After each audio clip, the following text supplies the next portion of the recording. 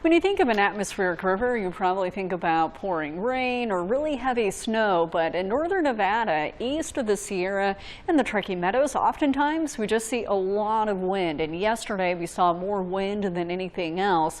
And there are a few reasons why this can happen. The main one, the rain shadow effect here, and I'll explain that in a second. But first, what is an atmospheric river? Well, you can think of it as a narrow band of moisture that comes up from the Pacific. It can come all the way up from the Hawaiian Islands.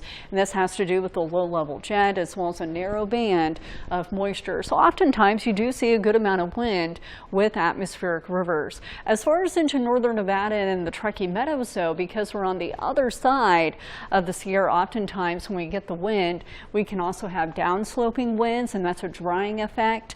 And so that played a role yesterday.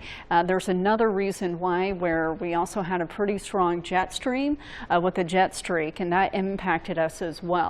And so whenever we see a lot of wind, it's hard for us to also get a lot of rain and snow in the valley. So this is the rain shadow effect, and basically on the windward side of the Sierra, basically when you see the moisture come in, it's able to rise as it hits the mountains, and then as it rises, it cools, condenses, saturates, and then we get rain or snow. And then on the other side, the wind travels down the mountain and it compresses and it dries the air out and basically eats our rain or snow chances. Yesterday we did get some rain, but we would have saw more if it wasn't for the rain shadow effect. Now the wind direction plays a big role on how much shadowing we'll see. If the wind direction comes out of the south, we usually see a lot of shadowing. If it comes out of the west, that makes it easier for it to spill over. And yesterday, the wind direction primarily came out of the south-southwest. So if it was more westerly or southwesterly, we probably could have gotten a little bit more rain out of it.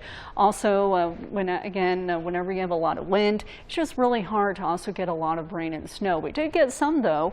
Another reason why we saw a lot of wind, though, is because we had a pretty strong jet that moved through with a jet streak, which is an area within the jet where we see stronger wind speeds. This here is a map from the 300 millibars, so where the jet stream would be located, and in pink, that's the jet there. And you can see Wednesday morning, it was anywhere from about Lake Tahoe northward, and so that's what allowed us to also see a good amount of wind. Again, it was also the downsloping winds as well. Another thing that can help us out with the rain shadow effect is if we have a lot of moisture. We did have a good amount of moisture, at least into northern California, but again, with those downsloping winds, it just kind of ate our rain and snow chances, even though the foothills did get some.